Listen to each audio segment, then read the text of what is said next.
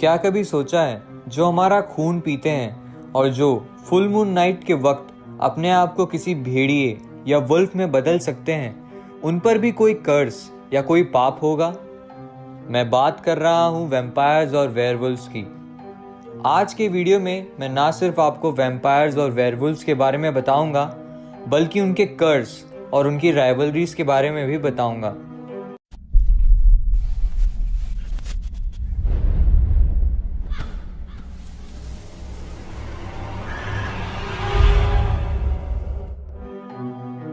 आपको ये तो पता ही होगा कि वैम्पायर्स एक ऐसे बीइंग्स या एक ऐसे जीव होते हैं जो हमारे खून को पीकर अपना पेट भरते हैं।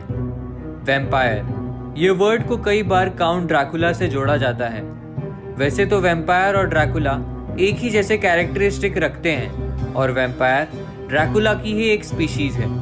अगर मैं सिंपल वर्ड्स में बताऊं तो वैम्पायर्स वो स्पीशीज हैं जो ना तो पूरी तरह मर चुके हैं और ना तो पूरी तरह जिंदा हैं।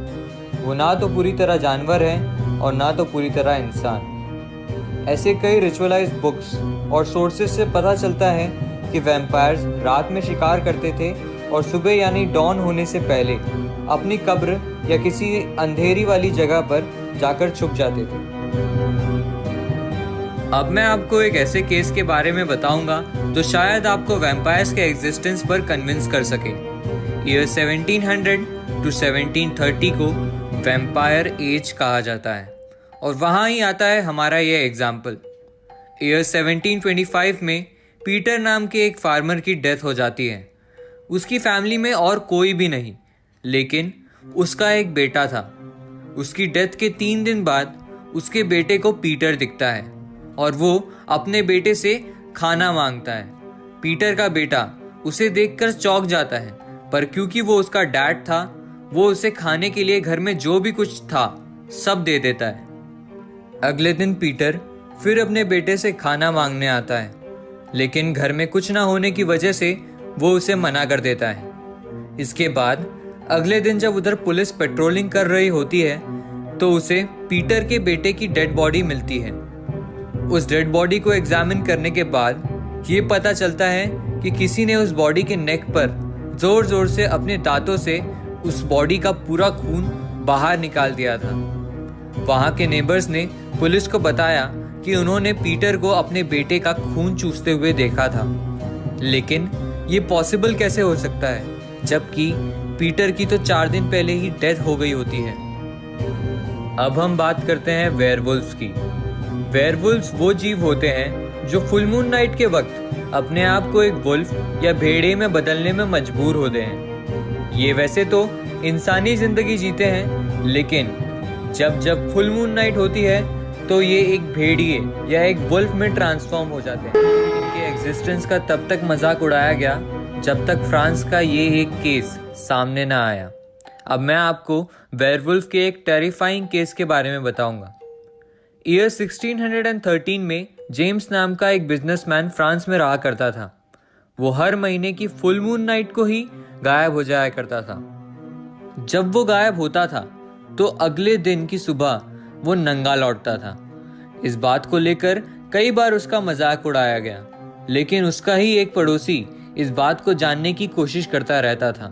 और एक बार जब एक फुल मून नाइट पर उस पड़ोसी ने जेम्स का पीछा किया तो उसे यह पता चला कि जेम्स की सारी हड्डियां और उसकी पूरी बॉडी फुल मून नाइट के बाद ही एक नया शेप ले रही थी और वो कुछ ही समय में एक वुल्फ बन गया। बड़ी मुश्किल से जब उसका पड़ोसी अगली सुबह विलेज काउंसिल के पास पहुंचा और ये सब बताया तो उधर के हेड ने जेम्स को तुरंत अरेस्ट किया और उसे कई महीनों तक एक जेल में रखा। लेकिन हर बार ये ऑब्जर्व किया जाता था कि जेम्स एक वुल्फ में ट्रांसफॉर्म हुआ करता था और उसे कंट्रोल करना मुश्किल होते जा रहा था। अब ये कैसे होता था और क्यों होता था इसका तो आज तक पता नहीं चला, लेकिन वैम्पायर्स क्यों डॉन से पहले छुप जाते हैं और क्यों वेयरवुल्व्स सिर्फ फुल मून नाइट पर ही ट्रांसफॉर्म होते हैं, ये दोनों कंडीशंस एक चीज को रिलेट करती हैं और वो है कर्स। हिस्टोरियंस और एंशिएंट बुकमार्क्स से ये पता चलता है कि 800 साल पहले वैम्पायर और वेयरवुल्व्स को विचेस कंट्रोल किया करती थी। लेकिन वैम्पायर और वेयरवुल्फ के रिवोल्ट की वजह से विचेस का कंट्रोल उन पर कम होते गया। ये होने से पहले विचेस ने एक कर्ज पास किया था जिसके हिसाब से वैम्पायर्स सन रेज में नहीं जी सकते थे और वेयरवुल्फ्स सिर्फ फुल मून नाइट में ही ट्रांसफॉर्म हो सकते थे। कई सोर्स हमें इन्हें मारने के तरीकों के बारे में भी बताते हैं। अगर हम इन सोर्सेस की माने तो वैम्पायर को मारने के लिए हमें उसके दिल में एक वुडन स्टेक या लकड़ी की कोई भी बनी हुई चीज से स्ट्राइक करना पड़ता है। वैसे ही वेयरवुल्फ को मारने के लिए हमें सिल्वर से मैन्युफैक्चर चीजों का इस्तेमाल करना पड़ता है। मैं आपको ये भी बताना चाहूंगा, यदि कोई वेयरवुल्फ वैम्पायर को बाइट करे तो वैम्पायर की मौत हो सकती है। वैसे ही फुल मून नाइट के अलावा किसी और दिन यदि वैम्पायर चाहे तो वेयरवुल्फ को हंट कर सकता है। अपनी अपनी जान को बचाने के लिए ये दो स्पीशीज में हमेशा राइवलरी बनी रहती है। ये सारी इंफॉर्मेशन सोर्सेस, वेबसाइट्स और हिस्ट्री सेट से ली गई हैं। आई होप आपको ये वीडियो पसंद आया होगा। Please like and subscribe to the channel for more horrifying content. Stay tuned.